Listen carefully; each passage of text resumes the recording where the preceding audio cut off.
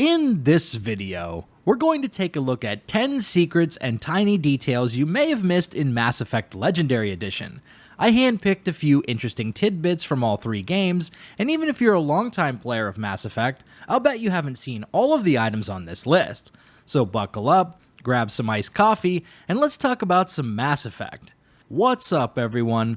Big Dan here. Before we begin, you should know I have over 150 Mass Effect Trilogy videos on my channel, including hidden scenes, rare choices, lore videos, and guides. So if you want to see more Mass Effect, hit that subscribe button and turn on notifications so you don't miss any new videos. Without further ado, let's dive right in. Number 1.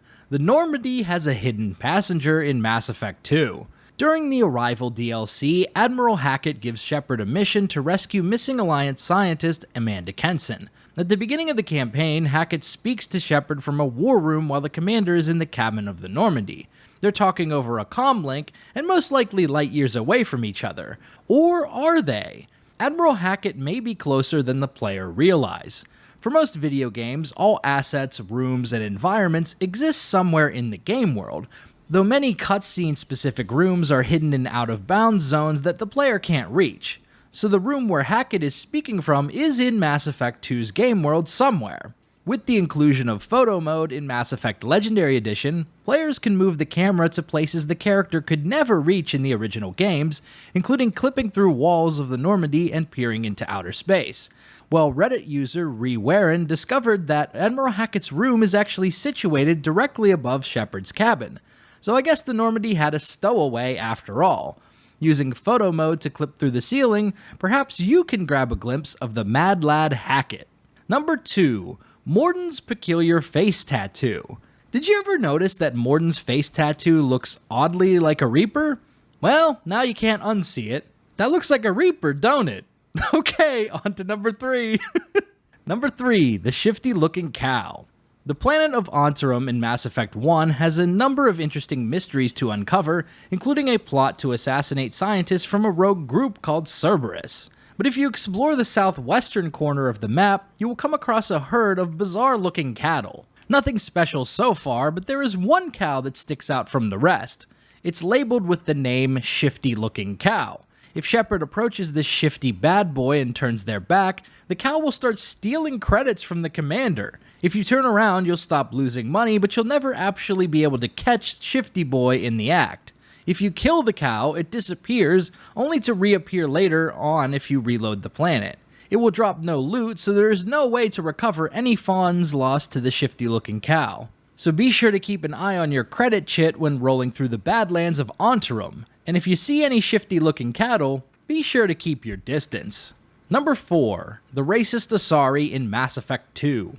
When you visit the planet of Ilium, you'll bump into one of the colonists of Zoo's Hope, either Shiala or a generic NPC depending on your choices. They'll explain that an Asari representative of a company called Baria Frontiers has stuck the colonists with a bad deal related to testing the effects of the thorian. When you speak to the Asari, she spouts off a bunch of anti-alien sentiments, claiming the galaxy would be better off if only the Asari were around.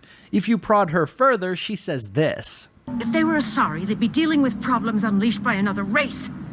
Asari like my bondmate, who died when the Geth rebelled against the Quarians. Or my daughters, who died during the Geth attack on the Citadel. One worked in the embassy, the other was a greeter for the consort. You can actually meet both of her daughters in Mass Effect 1. One is named Nelina, and you could speak with her to start the Asari Consort's questline. Welcome, I am Nelina. I don't recognize you as one of our expected clients today. Would you like me to see when the consort will be able to meet with you? Her other daughter, Safiria, can be found right outside the embassies. What's your name? What do you do here? My name is Safiria. I'm the administrative assistant for the embassies. You seem to be distracted. The embassies are the hub of all Citadel politics. When you represent trillions of citizens, it tends to get a little busy. It's cool to see the writers tie together characters across multiple games, even minor NPCs like this. Number 5. Interesting musical choices in Mass Effect 1. What do Jenkins, the Asari consort, and Admiral Kahoku have in common? The music that plays when you hook up with the consort is the same track that plays during the deaths of Jenkins and Kahoku.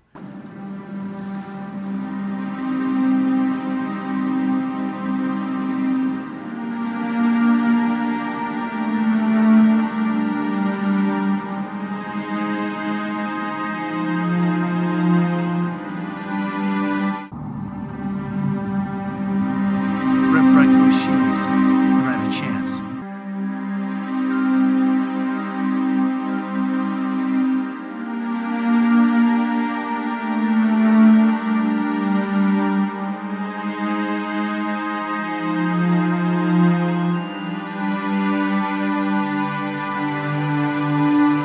So that's kinda weird, huh?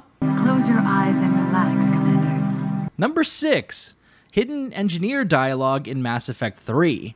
The Engineer class in Mass Effect is often overlooked, probably one of the least played classes in the series, but BioWare decided to throw Engineers a bone in Mass Effect 3 by creating a unique quest scenario that can only be accessed by that class. During the Omega DLC, you'll have a tense moment where you must decide whether to deactivate a power station to take down Cerberus defenses, or reroute the power to save patients on life support. However, with their high degree of technical knowledge, engineers will get this unique dialogue and outcome. You can't do this, Commander. There's more at stake than you know. That reactor powers life support systems for dozens of wards across the station. Shut it down and thousands of people perish. You hearing this, Arya?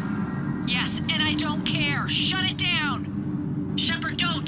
Try rerouting power away from the force fields. Damn it. Hold tight down there.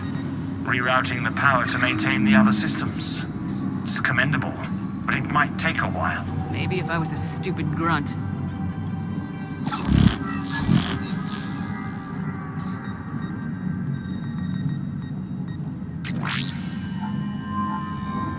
Number 7. Mars Rover Easter Egg in Mass Effect 3.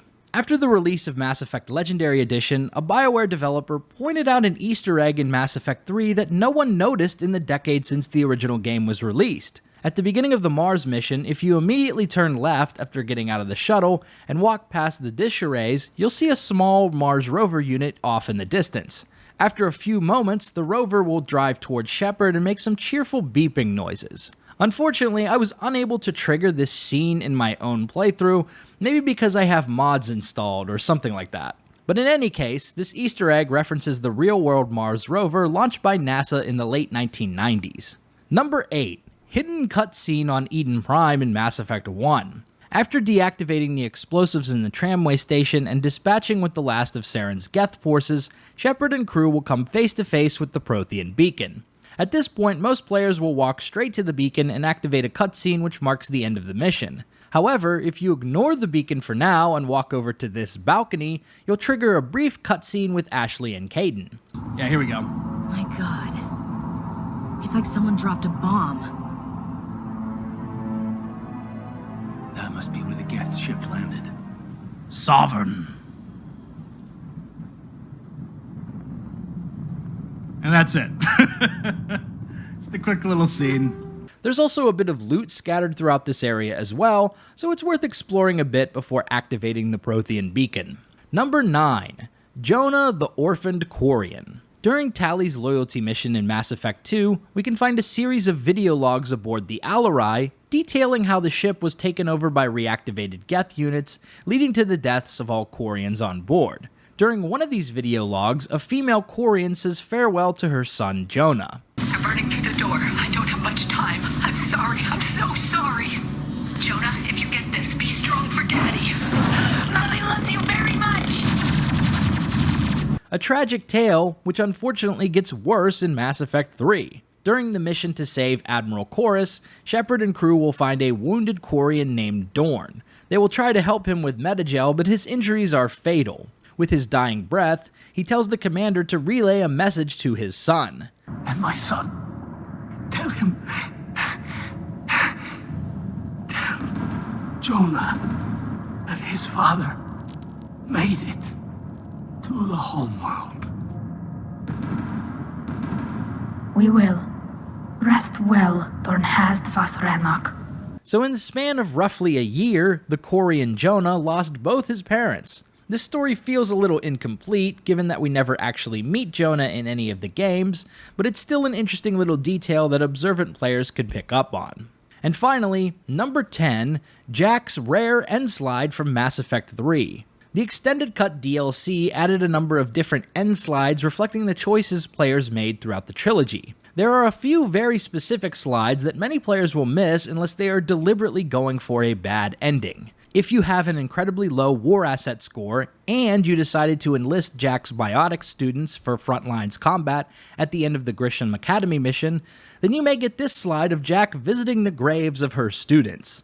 So there you have it, 10 secrets and tiny details you may have missed in Mass Effect Legendary Edition.